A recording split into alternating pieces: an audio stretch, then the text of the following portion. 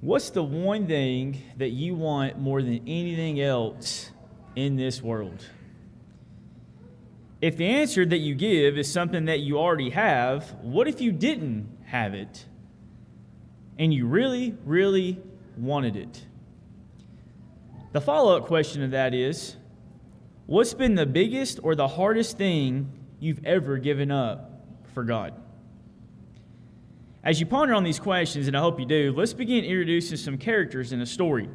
In 1 Samuel, we are introduced to a man named Elkanah and his two wives. The two wives are Hannah and Peninnah. Right out the gate, it tells you that Hannah had no children, while Peninnah had many. So this could possibly be the reason why Elkanah had multiple wives, because if the first wife is barren, then in ancient times, in this ancient culture, then what would happen is they would bring a second wife in who could bear children, because in this culture, it was a very big deal for families to have children, especially if you were a woman. That is how you brought value in your society, in your place, and in your role, was the ability to have children. And so this could be a possibility why there's two wives in this story. Your life would be much more difficult as a woman if you could not have children.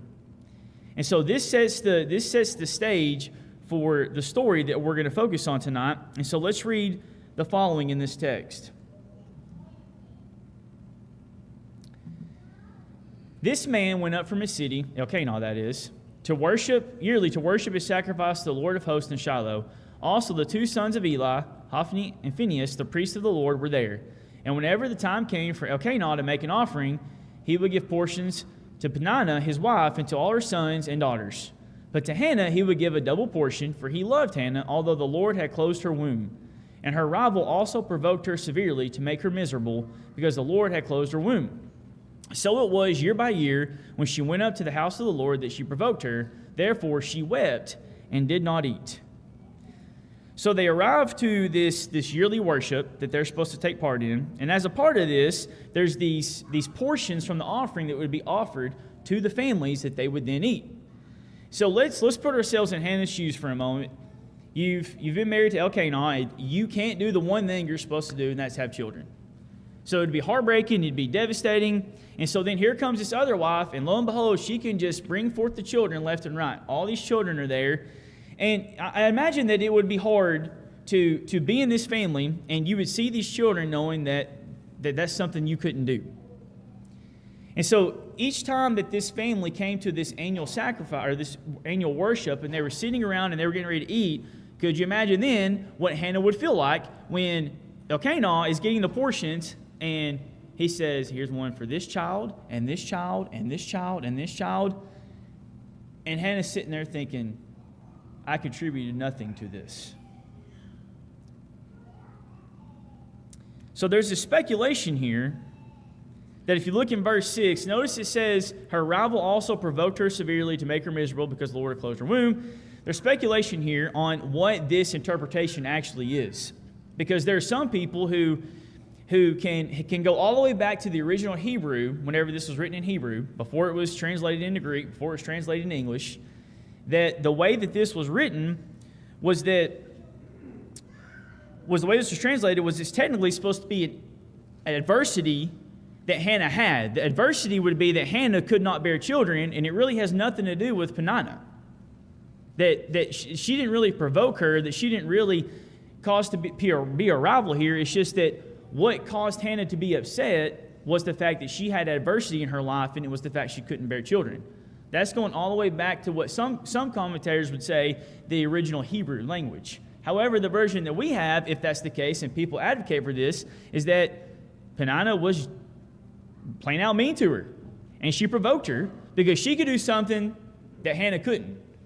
But at the same time, if Elkanah loved Hannah more than her, then you could sense that she could get envious or jealous, and she would rub it in Hannah's face that she could have children because Elkanah loved Hannah more than her. So there's different dynamics, different interpretations here that you could go with this whole scenario here that I've laid out. But there's one thing for certain here whenever you get to this point of the story as they're in this situation as a family, and it's this. Hannah wanted to have children more than anything else in this world, and it has destroyed her internally, the fact that she just can't do it. She's so upset, so grieved, depressed, such negative emotions and feelings that as she sits there, she just weeps and she can't even eat. Have you ever felt something similar like that in your life with different things that you've encountered? You ever been extremely upset about something, very grieved about something, carried around a lot of emotion, a lot of negativity? You ever been depressed? If and when that's ever happened to you, or if possibly somebody could be going through something like that right now, what all options do you consider and how you choose to react to that? What do you do in these moments? This seems like a very overwhelming experience for Hannah here, to be so overwhelmed with these emotions that she can't even touch the food that's in front of her. Well, let's see what reaction that Hannah considers in the following verses. So Hannah arose after they had finished eating and drinking in Shiloh. Now Eli the priest was sitting on the seat by the doorpost of the tabernacle of the Lord, and she was in bitterness of soul and prayed to the Lord and wept in anguish.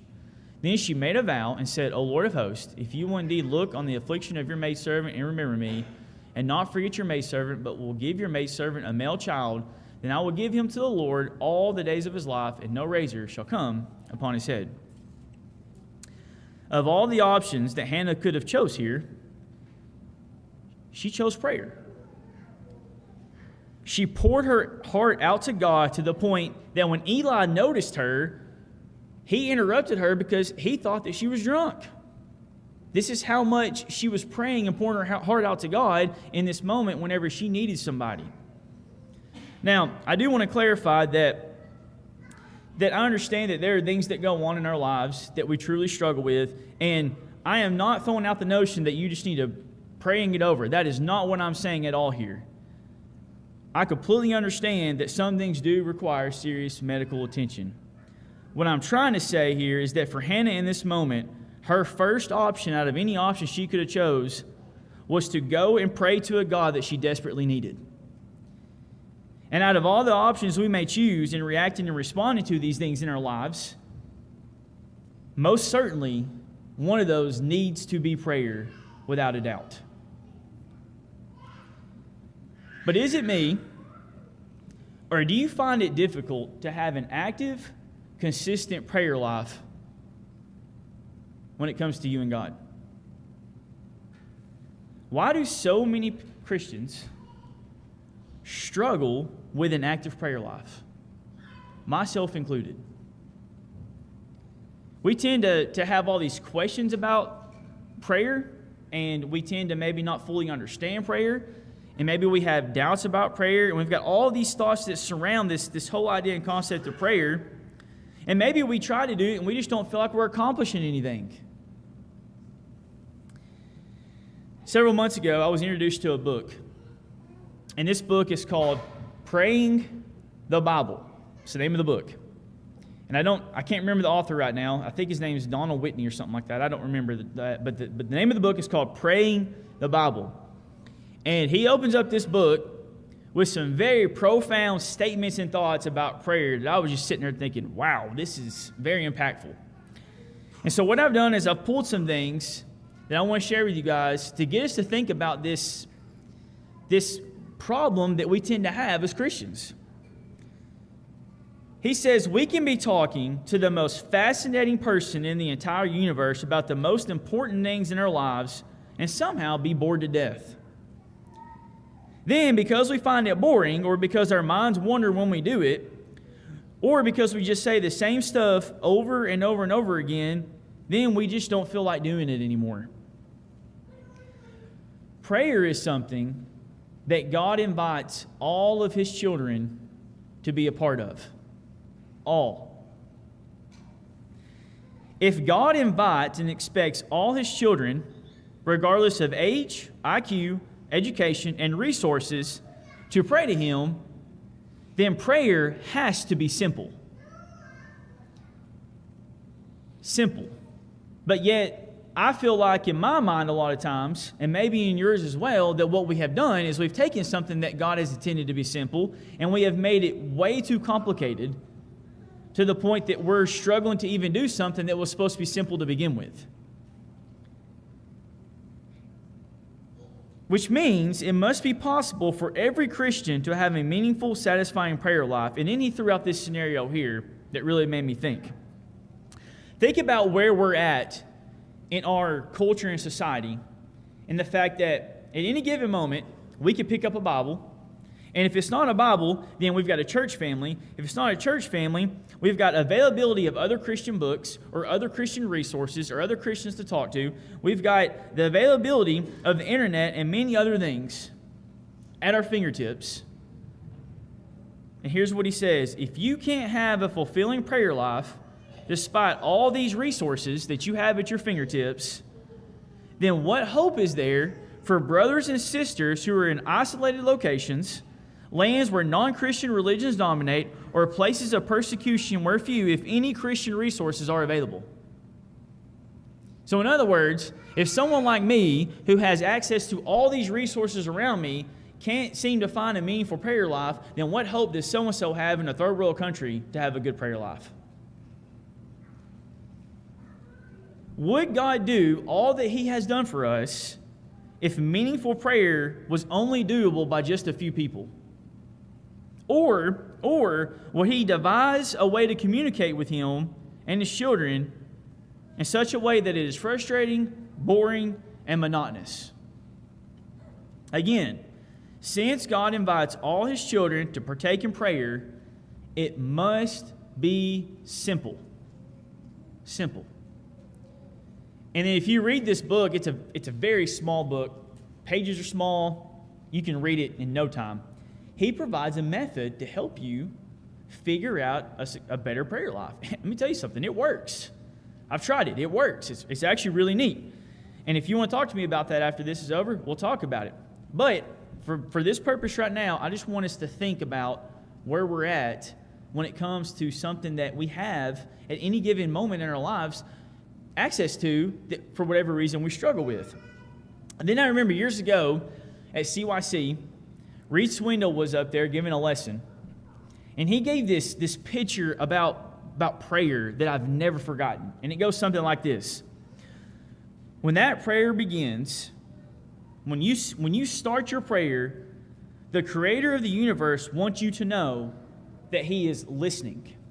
In other words, it's like in the moment when you start that prayer, it's as if He zooms in on you and says, "Welcome."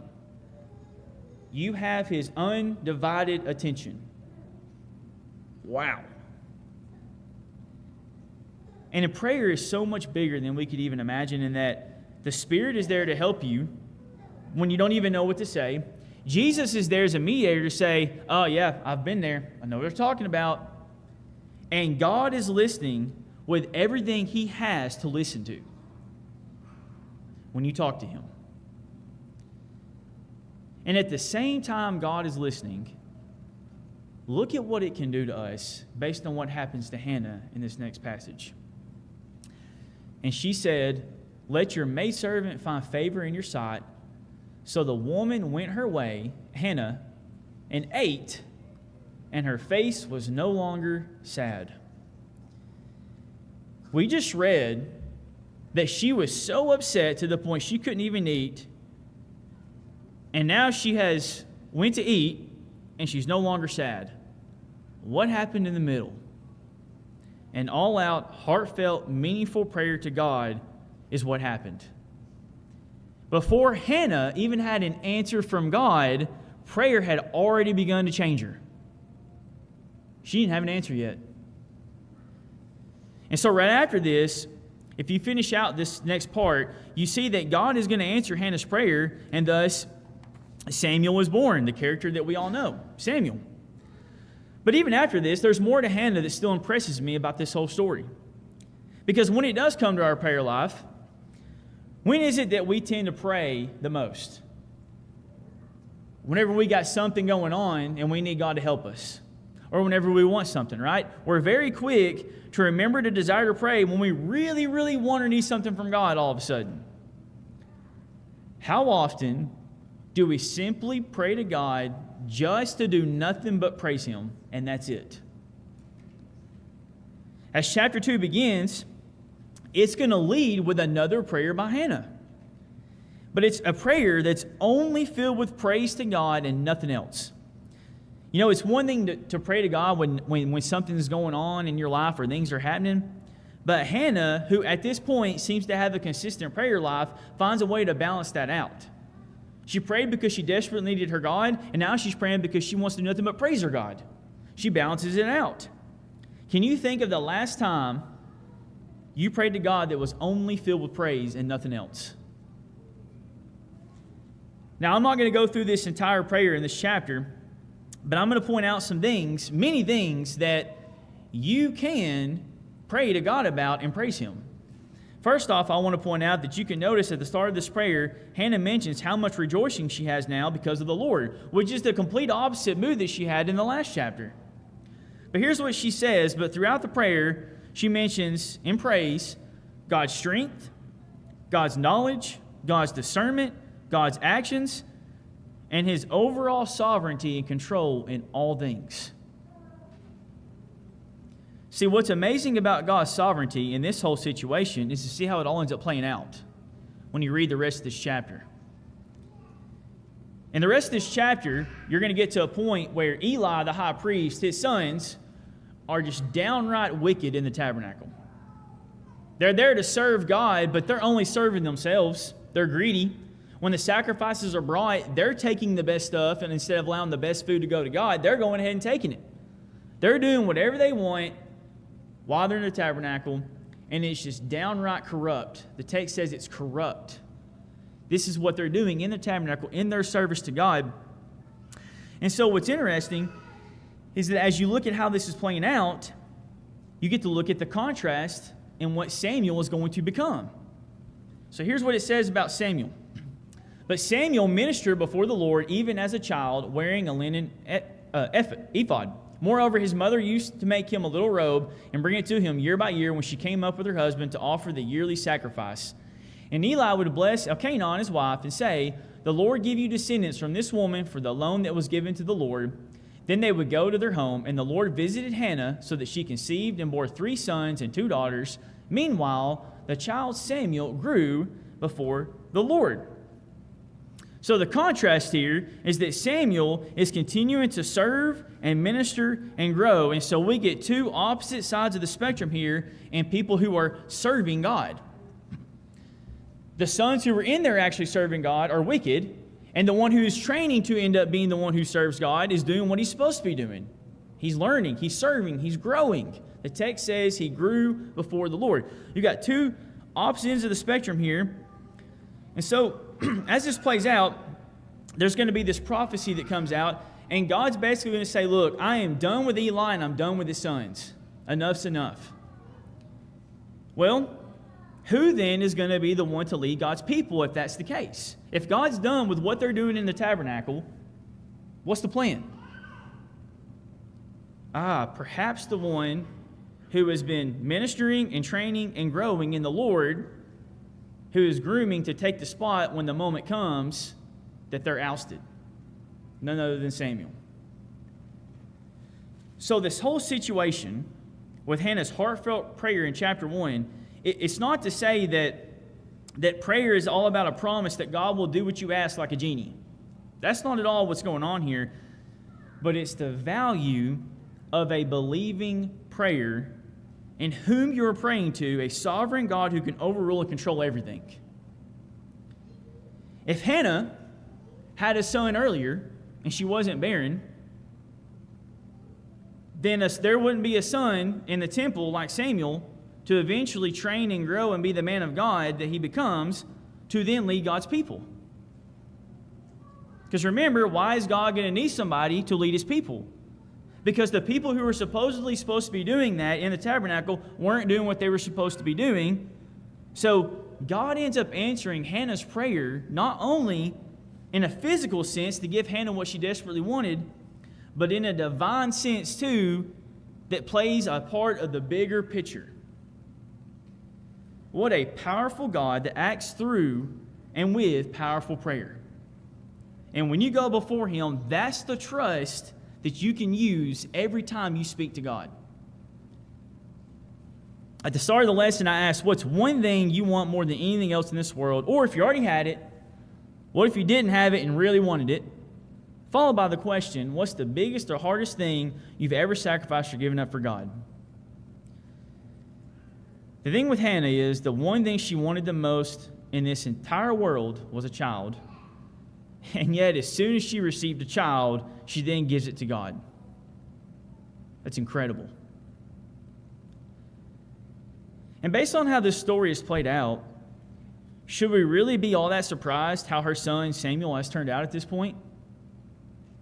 Because we see a father and husband in Elkanah who continue to love Hannah and be committed to her, despite the fact she couldn't provide children, which is very significant at this time. We see a father and husband in Elkanah who made sure to bring his family to worship whenever it was time to do so.